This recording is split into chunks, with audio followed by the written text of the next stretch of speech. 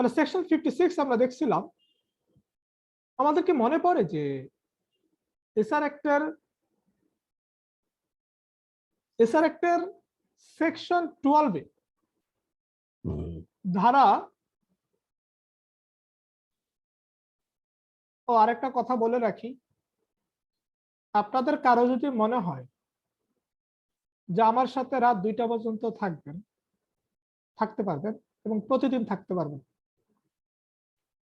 রাত 2টা পর্যন্ত ক্লাস চলে, তো সেটা আপনার সাবজেক্টের সাথে নাও মিলতে পারে, বাট আইনের কারণ জুডিশিয়ারি সিলেবাসের, বার কাউন্সিলের সিলেবাসের কিছু আছে পার্সোনালি পড়ে, সেখানে যেখানে পার্সোনালি পড়ে কিছু কিছু জায়গা দেখবেন যে সে একজন ব্যক্তি একা একা পড়তেছে, সে একা পড়তেছে কিন্তু 2 লক্ষ টাকা দিয়ে আমার কাছে।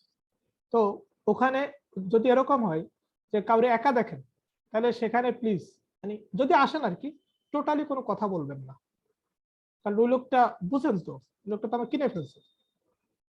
তো আপনি কেউ যদি চান যে সারা রাত ক্লাস করবেন, আপনি 2টা প্রতিদিনই ক্লাস করতে পারবেন, চলে আসবেন, খালি খালি লিংকে ক্লিক করবেন, সেভ লিংক। হ্যাঁ, ওকে। তো আমরা সেকশন 56 আমরা দেখছিলাম যে কোন কোন গ্রাউন্ডে কোন কোন ক্ষেত্রে কোর্ট ইনজাংশন গ্রান্ট করবে না। আচ্ছা, আমাদের সেকশন 12 আমরা দেখছিলাম 4টা ক্ষেত্রে contract is specifically enforceable by the court। 4টা ক্ষেত্রে চুক্তি বলবৎযোগ্য হয়, বলবৎযোগ্য করার আদালত আদেশ দিতে পারে, হয় বলতে না, দিতে পারে, মে। এখানে আদালত ডিসক্রিশনারি পাওয়ার হোল্ড করে, রাইট? আদালত তার বিবেচনামূলক ক্ষমতা ভোগ করে। এবার আমরা দেখব সেকশন 54। সেকশন 54 এ যাওয়ার আগে আমরা এখন পড়ব 52 থেকে 54, সরি 52 থেকে 55, 52 থেকে 55। আচ্ছা, এই যে 52 থেকে আমরা 56 পড়তেছি মূলত, বা 57 পর্যন্ত পড়তেছি, এই পার্টটা পড়তেছি, এই পার্টটার নাম হচ্ছে প্রিভেন্টিভ রিলিফ। আচ্ছা, প্রিভেন্টিভ রিলিফ যখন প্রিভেন্টিভ রিলিফ বা ইনজাংশনের প্রসঙ্গ আসবে, যেহেতু আমাদের মূল জায়গাটা শুরু হয় সেকশন 5 এর মধ্য দিয়ে, যেমন হচ্ছে আমাদের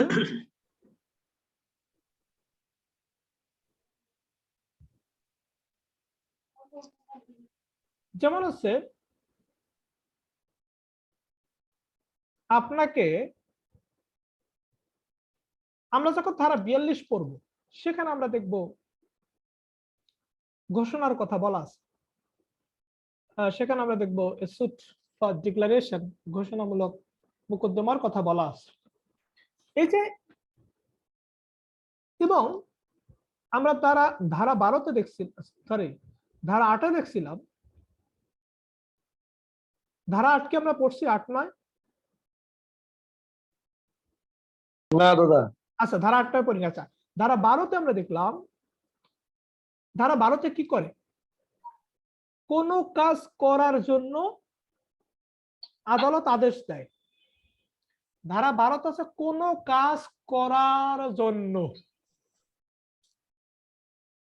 ধারা 21-এ দেখি কোন কাজ,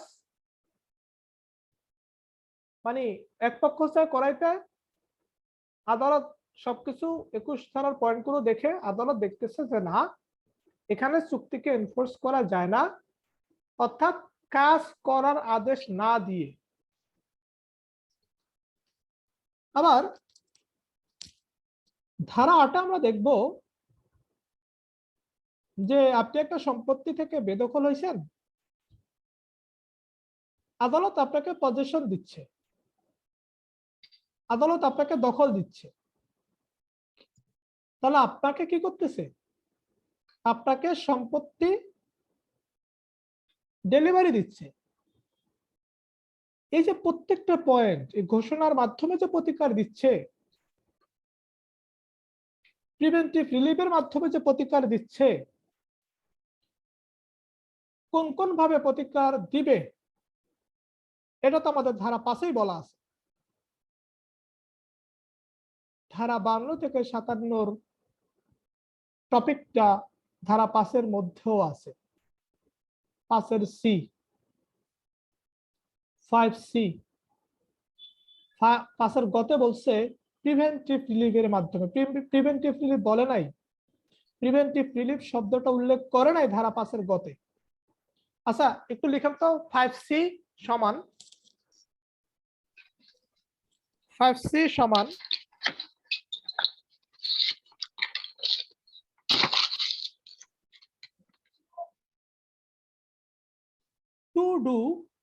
to do or not to do, মানে করতে বা না করতে, করতে বা না করতে আদেশ দান, করতে বা না করতে আদেশ দান। এই করতে বা না করতে আদেশ দান এটাকে ধারা 6 দিয়ে লেখেন। ধারা 6, এই করতে বা না করতে আদেশ দানের মাধ্যমে আদালত আপনাকে স্পেসিফিক রিলিফ দিতে পারে। এই যে করতে বা না করতে আদেশ দানের মাধ্যমে আদালত আপনাকে স্পেসিফিক রিলিফ দিতে পারে, এই জায়গাটাকে ধারা 6-তে গিয়ে বলছে প্রিভেন্টিভ রিলিফ। ধারা 6-তে বলছে প্রিভেন্টিভ রিলিফ। ধারা 6-তে কোনটাকে প্রিভেন্টিভ রিলিফ বলছে ভাই? 5-এর গকে, 5-এর সিকে, 5-এর সিকে প্রিভেন্টিভ রিলিফ বলছে ধারা 6। এই প্রিভেন্টিভ রিলিফের বিস্তারিত কি কথা বলছে 52 থেকে 57। তাহলে প্রিভেন্টিভ রিলিফটা এভাবে আসলো। তাহলে প্রিভেন্টিভ রিলিফ কি? করতে বা না করতে, করতে বা না করতে।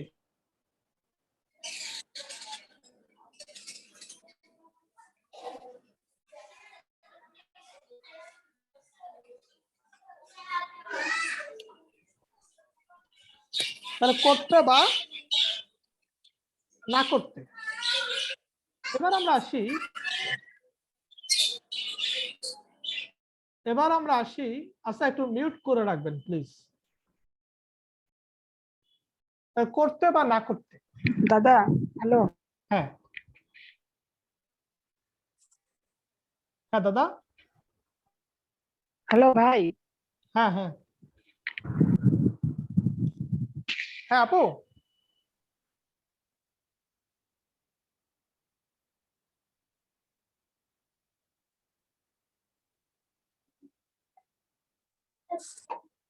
আপু বলেন।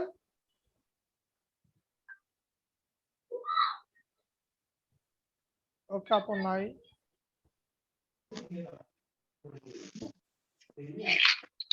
একটু মিউট করে রাখি সবাই। ওকে, তাহলে সেকশন 52, সেকশন 52 তে বলছে যে প্রিভেন্টিভ রিলিফ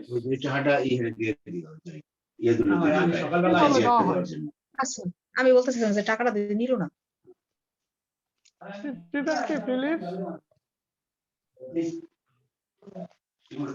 প্রিভেন্টিভ রিলিফ কিভাবে দেওয়া হয়? এই আমি দেই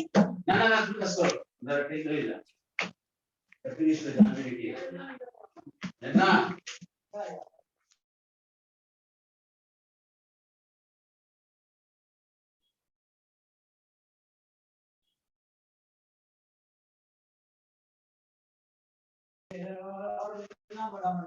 পাপি আপু জি তো মিউট করে রাখেন না রে ভাই। মিউট করছি তো স্যার। ওই যে আমরা ঘরের কথা সব শুনে ফেলাইতেছি আমরা। আমার কিন্তু মিউট একবার স্যার মাঝে মাঝে আনমিউট হয়ে যায়, আমি তো করি মিউট। ওটা খেয়াল রাখবেন, এখানে আমরা অনেকগুলো মানুষ না, এটা একটু খেয়াল রাখবেন। ভাই একটা কথা বলি। হ্যাঁ হ্যাঁ হ্যাঁ হ্যাঁ বলেন।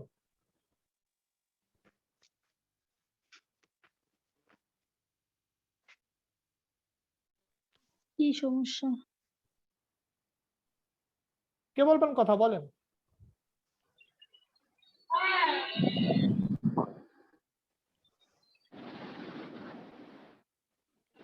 প্রশ্নগুলো দাদা unmute করে দিছে। বাবু তো কথাই বলে না। বলছিলাম 5C তে বলছে, বি তে বলছে হলো কোনো কাজ করতে আদেশ, আর সি তে বলছে না করতে আদেশ। হ্যালো, কোন কাজ করতে আদেশ আর কোন কাজ না করতে আদেশ।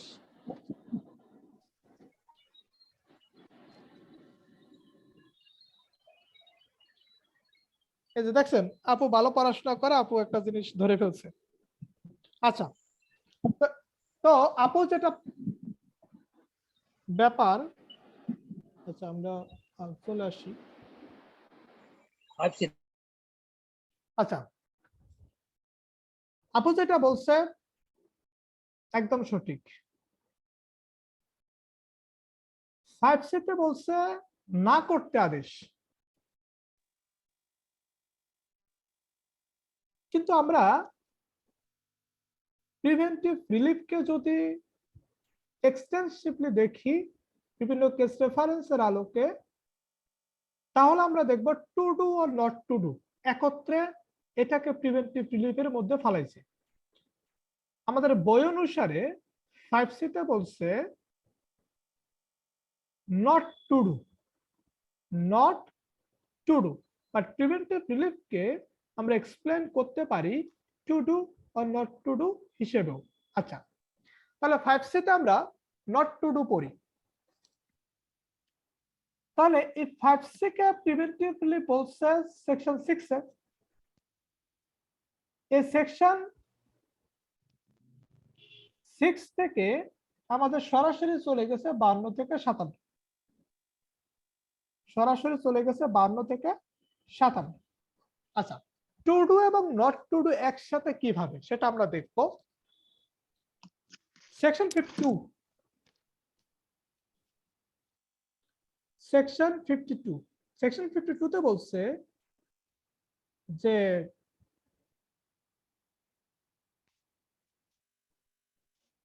আপনার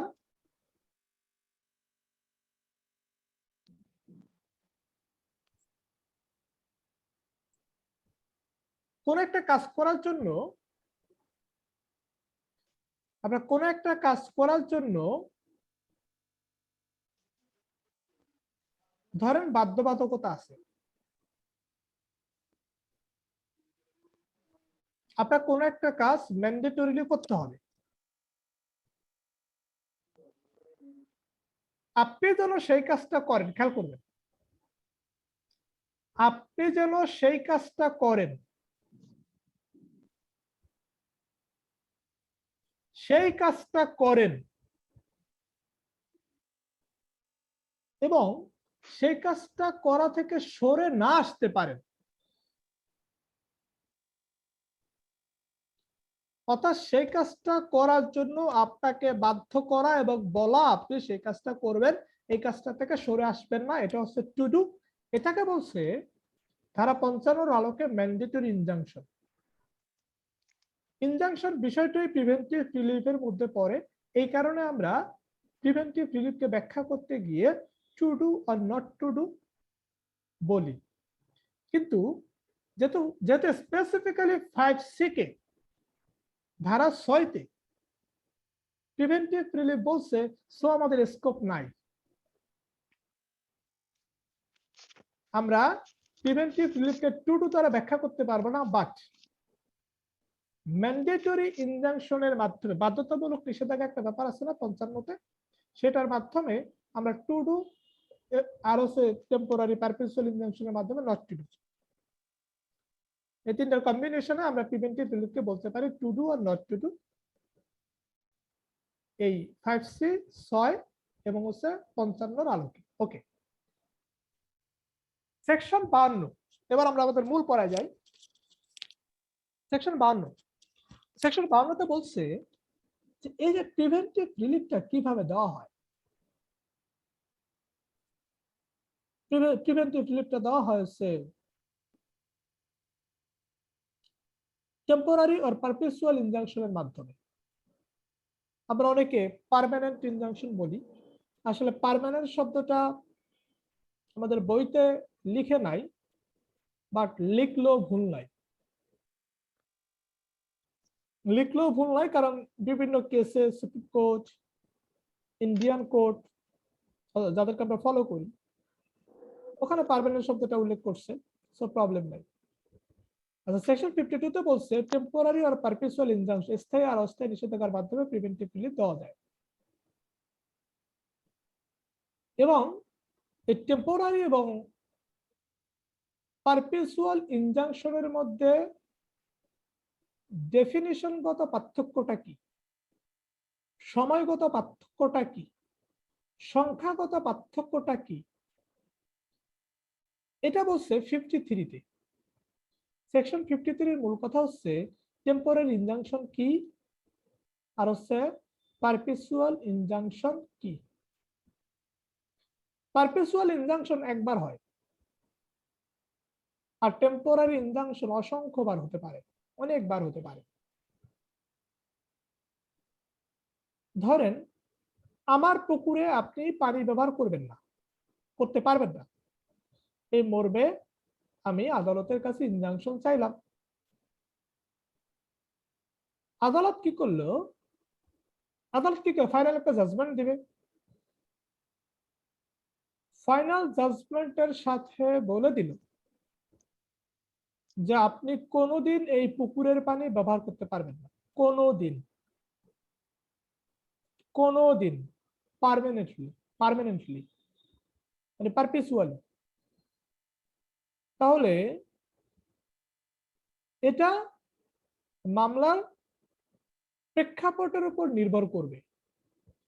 বাট আমার যে কাজ ইনজাংশন পে করা, আমি কিন্তু সেটা পে করছি। তো ইনজাংশন পের ভিত্তিতে মামলার যে রেজাল্ট আসছে বা মামলার যে পরিস্থিতি, তাতে আদালতের কাছে বড় হচ্ছে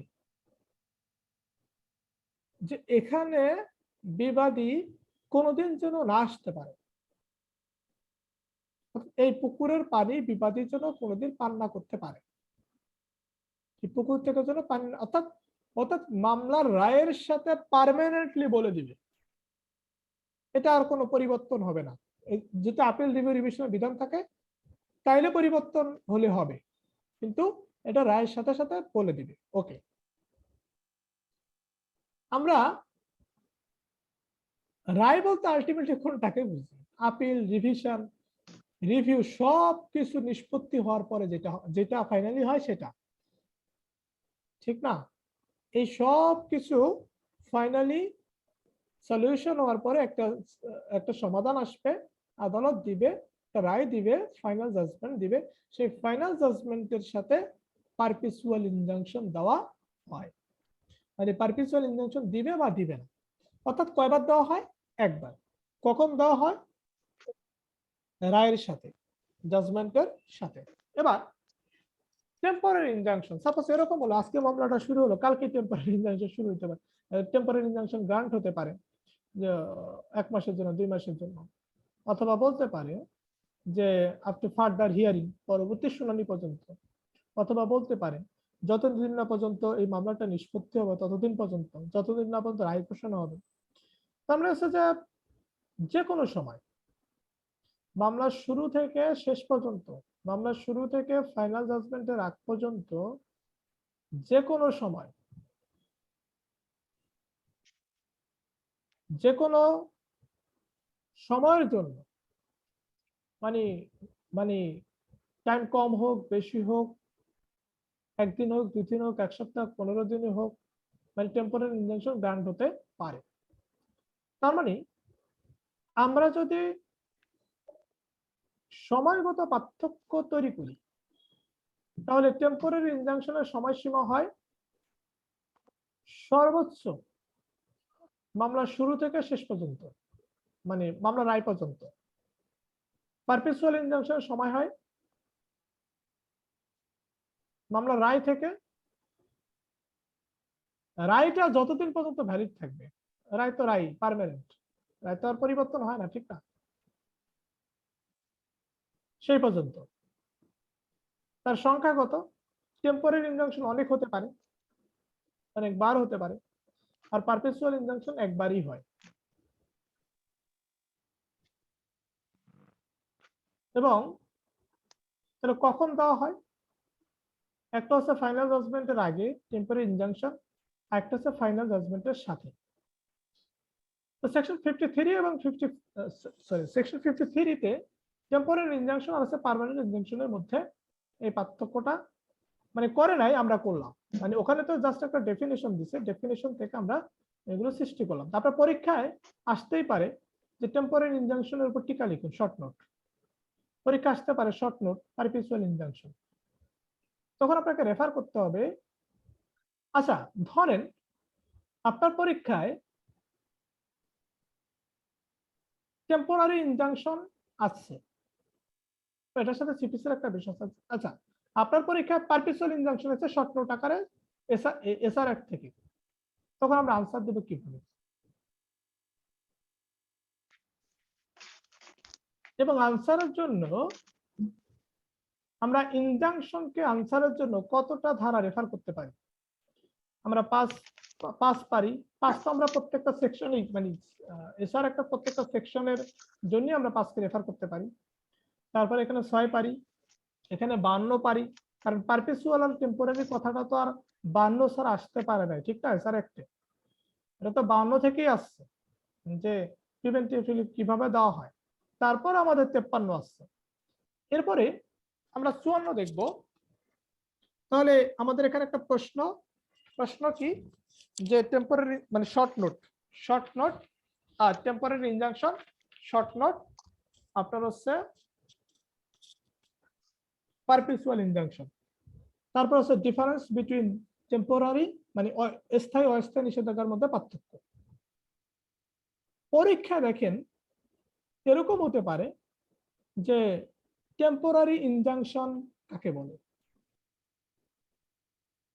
পারপেচুয়াল ইনজাংশন কাকে বলে, সেখানে স্থায়ী বা অস্থায়ী এই শব্দটি ব্যবহার করলো না। তার মানে ওই যে আমরা গত ক্লাসে পড়ছিলাম যে ইংলিশটা একটু মাথায় রাখতে হবে। এবার আমরা সেকশন 54 এ যাব। সেকশন 54 এর সাথে সেকশন 12 এর যথেষ্ট মিল। কিভাবে মিল? এই যে শাররিমা আপু একটু আগে প্রশ্ন করলো, সেকশন 12 এর সাথে সেকশন 54 এর যথেষ্ট মিল, যথেষ্ট পুরোটাই মিল। সেকশন 12 এর টপিক হচ্ছে এনফোর্সিবিলিটি অফ কন্ট্রাক্ট, চুক্তির বলবৎ যোগ্যতা, which contracts are enforceable by the court. আর সেকশন 54 এর বিষয়বস্তু হচ্ছে when perpetual injunction may be granted, মানে কখন স্থায়ী নিষেধাজ্ঞা মঞ্জুর হতে পারে। দুইটা ক্ষেত্রে কোর্ট ডিসক্রিশনারি পাওয়ার হোল্ড করে, দুইটা ক্ষেত্রে কোর্ট বিবেচনামূলক ক্ষমতা দেখায়। তো এখানে সেকশন 54 এর বিষয়বস্তু কি?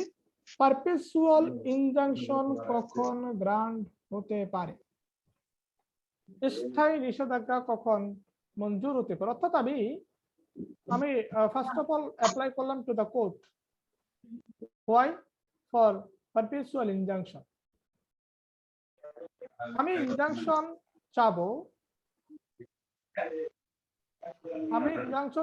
আর আদালত ইনজাংশন দিয়ে দিবে? উত্তর হচ্ছে না।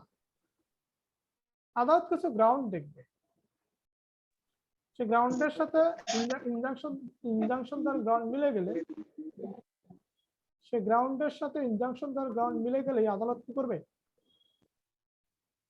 আদালত হচ্ছে পারপেচুয়াল ইনজাংশন গ্রান্ট করবে, পারপেচুয়াল ইনজাংশন গ্রান্ট করবে।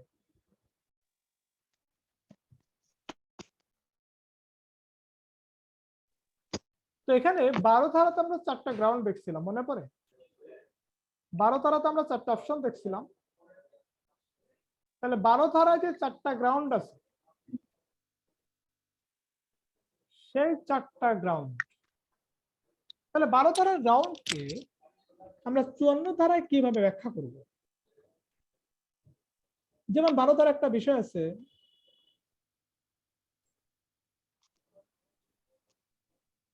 শান্ত ভাই কিছু বলবেন?